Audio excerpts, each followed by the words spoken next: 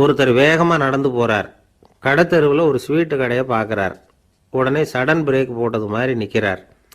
ஒரு ஸ்வீட் வாங்கி சாப்பிட்லாமேன்னு மனசு சொல்லுது. டாக்டர் வேணாம்னு சொல்லியிருக்கிறார், உடம்புக்கு ஒத்துக்காது, அதனால் அது வேணாம்னு சொல்லுது அறிவு. இவர் மனசு சொல்கிறத கேட்கல, அறிவு சொல்கிறபடி கேட்குறார். அதனால் மறுபடியும் வேகமாக அங்கேருந்து நடந்து போயிடுறார். அவர் நல்ல மனுஷன். மனுஷனுக்கு அறிவும் இருக்குது, உணர்ச்சியும் இருக்குது. எதுக்கு எடுத்தாலும் உணர்ச்சி வசப்பட்டுக்கிட்டு இருக்கக்கூடாது. அறிவு வசத்தில் நாம் இருக்கணும். அப்போ தான் நாம் நல்லபடியாக வாழ முடியும். இல்லைன்னா அவஸ்தை தான். மகாபாரதத்தில் சந்தனுன்னு சொல்லி ஒரு அரசன் வர்றான்.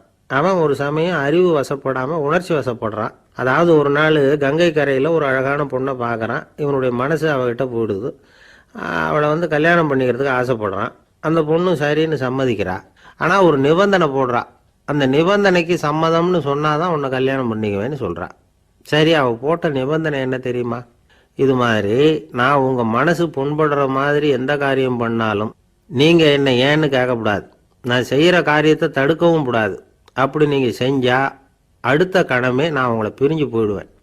இதுதான் அந்த பொண்ணு போட்ட நிபந்தனை.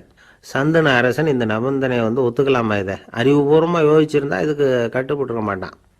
இந்த நிபந்தனைக்கு நான் சம்மதிக்க மாட்டேன்னு தான் சொல்லியிருக்கணும்.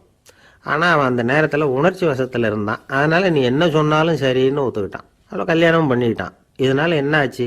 7 பச்சை இளம் குழந்தைகளை பிறந்த உடனே அவள் கங்கையில் தூக்கி எறிஞ்சி கொல்லக்கூடிய கோர காட்சியை இவன் ஒன்று பின்னாடி ஒன்றா பார்க்க வேண்டியதாக போச்சு. கடைசியில் 8வது குழந்தை பிறந்ததுன்னு தான் அவனுடைய அறிவு மேலோங்குது. அந்த கொடிய செயலை தடுத்து நிறுத்துகிறான். அந்த 8வது குழந்தை தான் பின்னாடி பீஷ்மர் ஆகிறார். ஒரு பக்தி பிரசங்கத்தில் ஒரு பேச்சாளர் இந்த விஷயத்தை சொல்லிவிட்டு இன்னொரு விஷயமும் சொன்னார். அது என்னன்னா, சந்தனு மன்னன் அறிவுக்கும் உணர்ச்சிக்கும் நடுவில் அகப்பட்டு தவிச்சதுனால அவன் வம்சத்தில் வந்த கௌரவர்கள் உணர்ச்சி வசப்பட்டாங்க, பாண்டவர்கள் அறிவு வசப்பட்டாங்க அப்படின்னு சொன்னார். மனுஷனுக்கு உணர்ச்சியை விட அறிவு மேலோங்கி இருக்கணுங்கிறது சரிதான். ஆனால் அந்த அறிவை எப்படி உபயோகப்படுத்துகிறோங்கிறது முக்கியம். ஒருத்தர் சொன்னார், சார் இன்னைக்கு கோயம்புத்தூரில் ஒரு கல்யாணம், அதுக்கு நான் போக முடியலேன்னு நினைக்கும் பொழுது மனசுக்கு ரொம்ப வருத்தமாக இருக்குது சார் அப்படின்னார். ரொம்ப உணர்ச்சி வசப்பட்டார். அதுக்காக கவலைப்படாதீங்க சார், ஒரு வாழ்த்து தந்தி கொடுத்துருங்களேன் அப்படின்னார் இன்னொருத்தர். அது எப்படி சார் முடியும்னார் அவர். நான் தானே சார் கல்யாணம் மாப்பிள்ளை அப்படிங்கிறார் அந்த ஆள்.